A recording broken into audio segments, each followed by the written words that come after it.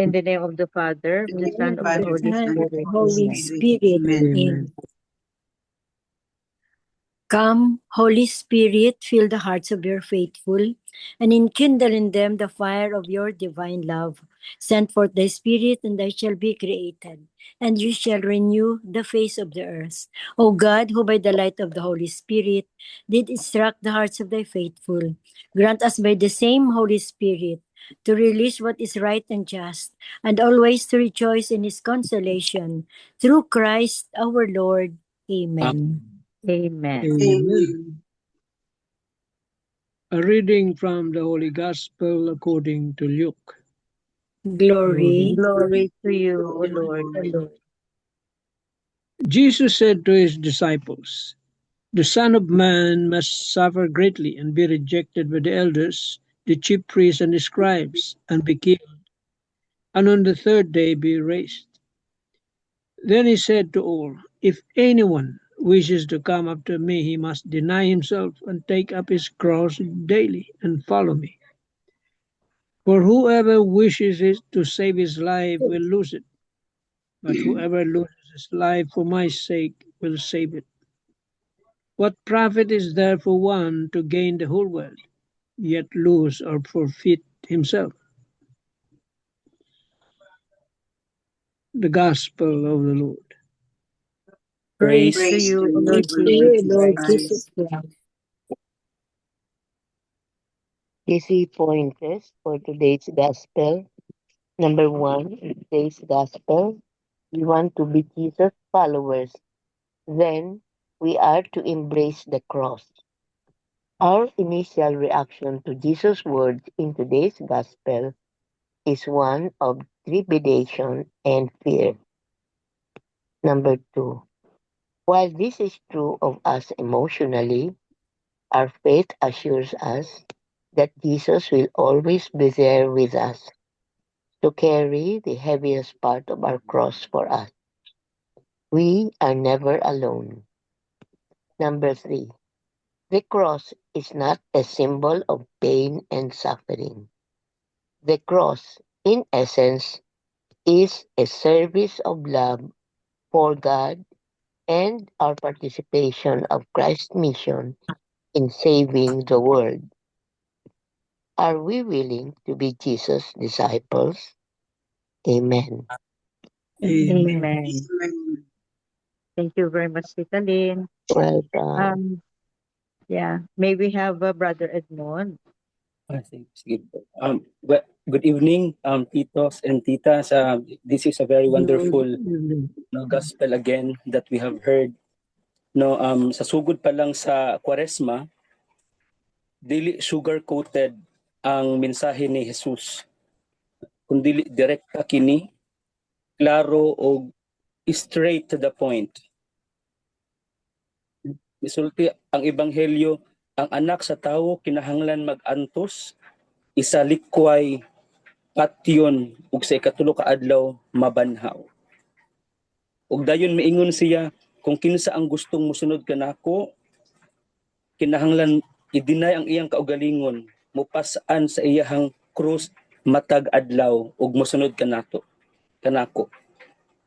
Take note, daily, matag adlaw.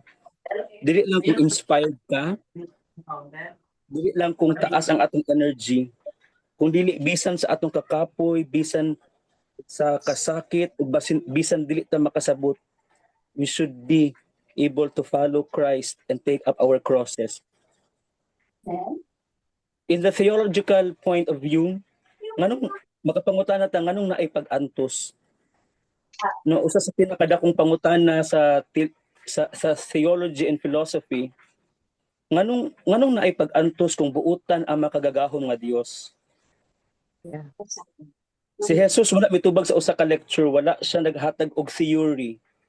Ang iyang tubag, siya mismo miagi sa pag-antos. Saint Augustine once said, God does not remove trials, but gives grace so that we may overcome it. Ang Kristohanong tubag sa kasakit dili explanation, kung dili ang ato ang presensya, our presence. Ang Dios wala nagpabilin sa langit nga nagtan-aw lamang. Mikunsyad siya sa atong kahimtang, miambit siya sa atong kasakit.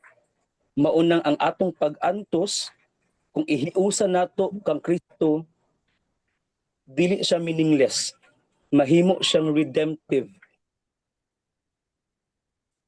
Daghang mga thinkers, mga philosophers nangutana unsa man tinuod nga good life? What is good life?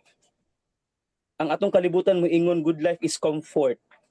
We love comfort, we love security, we love success, we love recognition.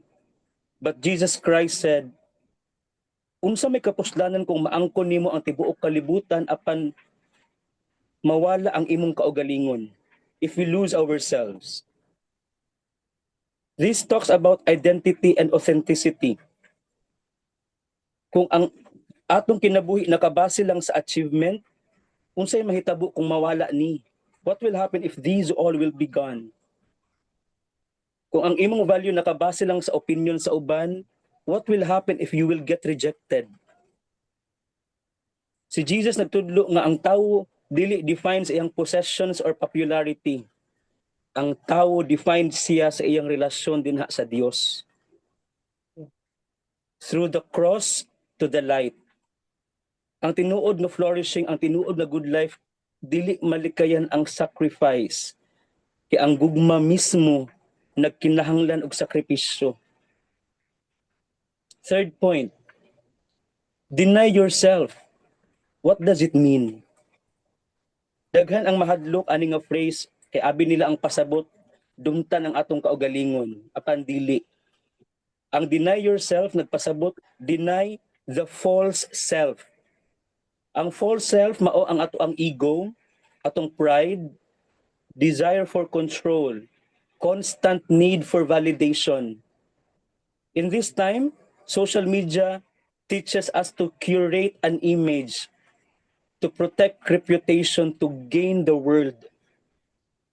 But Jesus Christ said, lose your life for my sake. In existentialism, in philosophy, ang tao mahimong inauthentic kung magpuyo siya base lang sa expectation sa uban. But Jesus Christ taught us of a much deeper meaning of it. Authenticity is found not in self-assertion, but in self-gift. Ang tao dili magkamalinawon sa pag-angkon, kung dili pinaagi sa paghatag. That's why if we give, there is this feeling that we are very happy. What are our crosses today, my dear brothers and sisters? Daghan. Family conflicts na dugay na wala masulbad, financial problems, burdens, emotional wounds, silent mental struggles, vocational uncertainty, rejection sa mga tao nga atong gihigugma. Usahay mangutana ta, Lord, ngano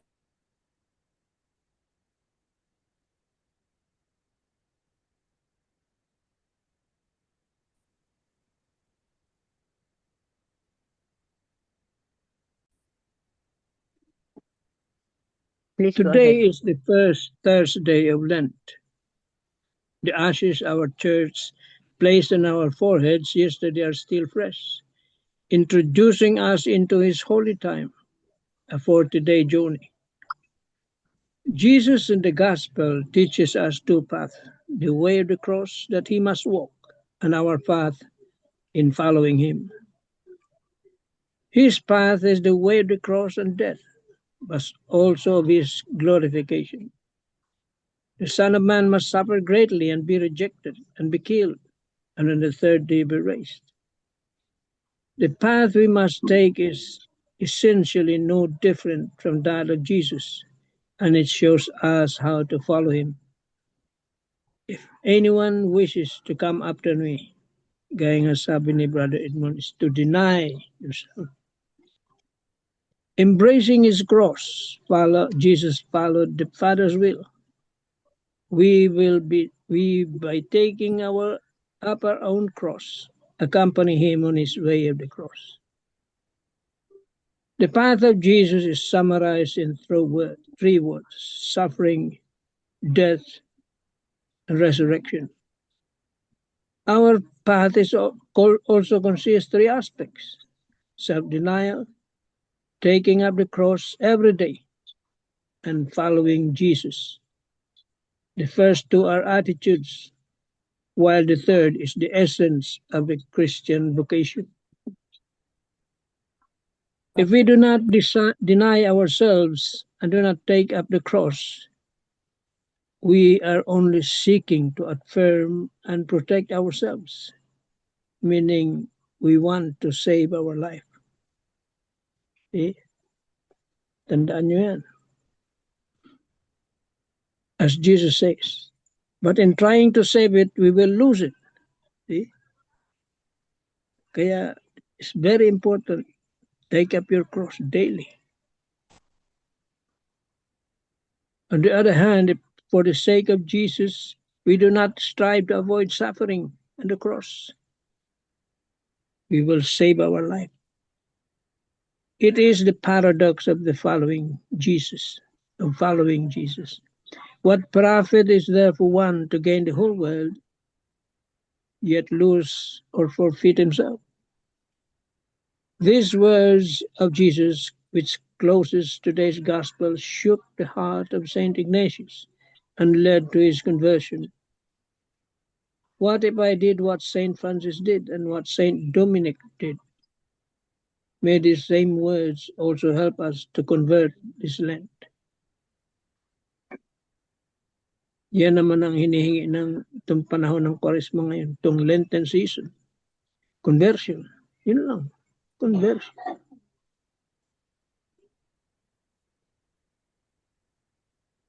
There is suffering. Yan nga ang tanong ng marami, why God allows suffering? Nasagot na yan Brother Edmund. Amen. Amen tayo dyan. Amen. Sorry, nawala Thank you. ako kanina. Yeah. Sige. Proceed po. Yeah. Go ahead po. Yeah, please go ahead, Brother Edmond. Yes, please allow me to continue. Well, I think I stopped earlier with the question, what are our crosses daily? As I have Yeah. said, our cross daily may be our family conflicts, nga dugay na wala masulbad, financial burdens, emotional wounds, silent mental struggles, vocational uncertainty, ug rejection sa mga tawo nga atong gihigugma. Well, sometimes we will ask, Lord, nganong ako? Why me?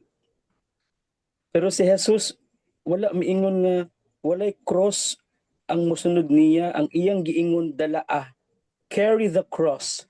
And those problems are our cross. As we have heard earlier, the cross, dili siya sign nga gipangbiyaan ta sa Dios, kasagaran sign na nga mas duol siya sa atua. Very beautiful. The paradox of losing and saving, whoever wishes to save his life will lose it. Kung ang focus na to pirmi kay nga to ang self-preservation, we will become anxious, controlling, and insecure. Pero if we are taught to surrender, there we will see and feel freedom. Saint Irenaeus wrote, Gloria Dei vivens homo, the glory of God is a human being fully alive. Ug kanus-aman ta, when are we fully alive? Dili kung wala tay problema. But kundi kung ang atong kinabuhi mahimong offering. Now our crosses that we need to take up daily, it's not always dramatic. Usahay gamay ra. Pagpili nga mo pasaylo, pagpili nga magpabilin og honest, pagpili nga magampo bisan walay gana, ug pagpili nga mo serve bisag kapoy. The holiness is not always extraordinary. Most of the time, ordinary faithfulness. There is hope beyond the cross. Let's not forget, no? The gospel did not stop in must suffer, natapos kini on the third day be raised. Mga igsuon, ang cross dili final word, mao ang resurrection. Kung naa kay cross karon, do not be afraid. It will not be permanent. In theology, ang pag-anto sa Kristiyano always oriented toward hope.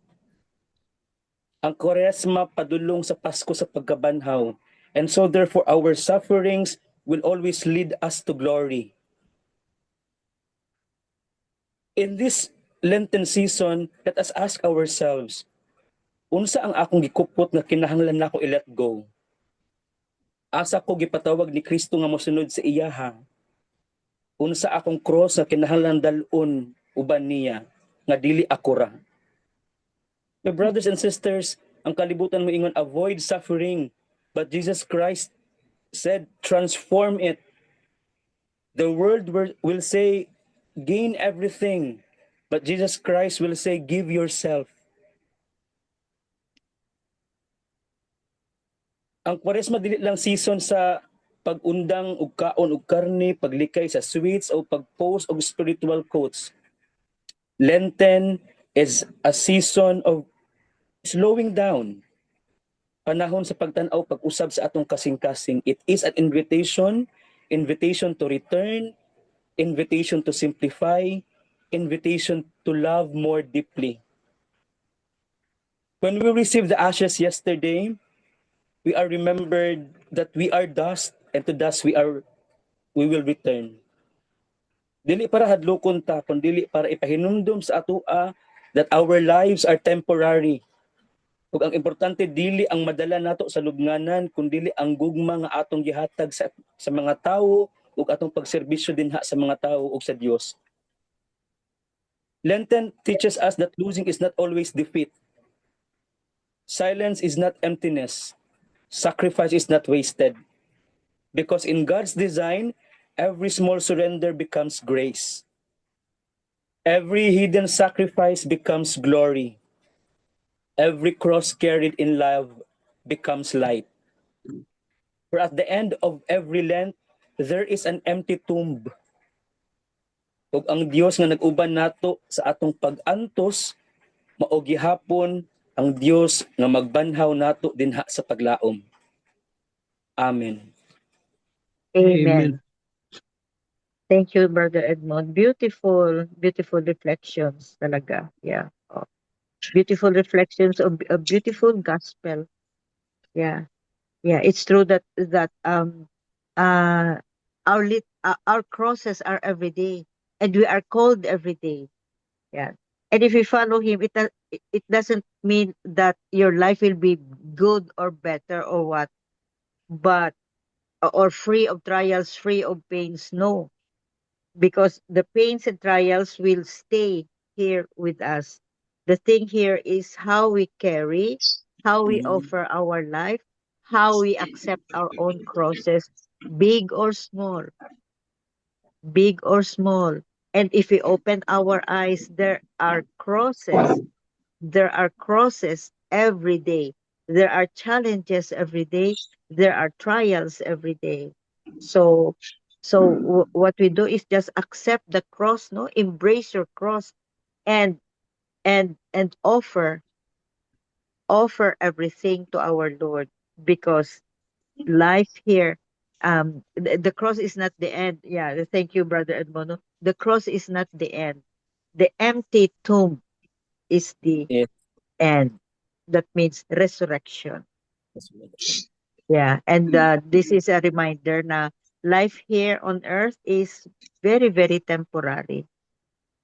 No, very temporary. And we have this may her soul rest in peace. No, and we have this um example of Tita Claire, no, na very active in our prayer meeting group, and then all of a sudden, wala na, she's gone. So it's a reminder for us that life is short, and we have to really, really make sure, work hard, so that we will return to our Creator, because that's where we belong. to Him we belong. Yan. No? The reality in life, no? Reality in life.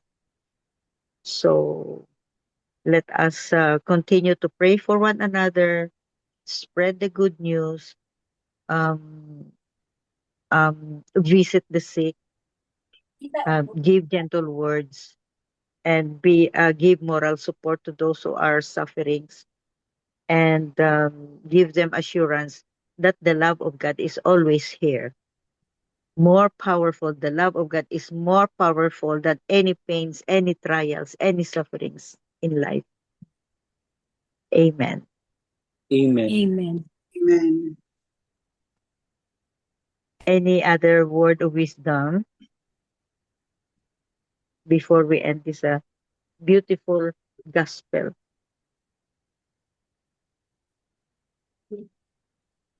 Anybody? Naalala ko na naman yung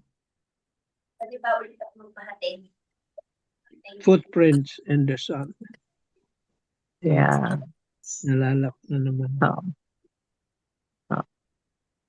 We never walk alone. Never.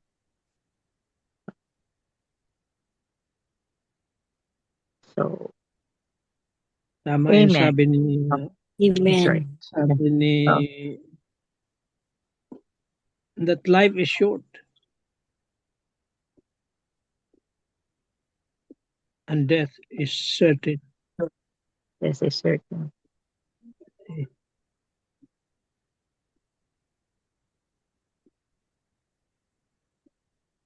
Kaya this Lenten season, let's assess our where we stand regards our relationship with Jesus.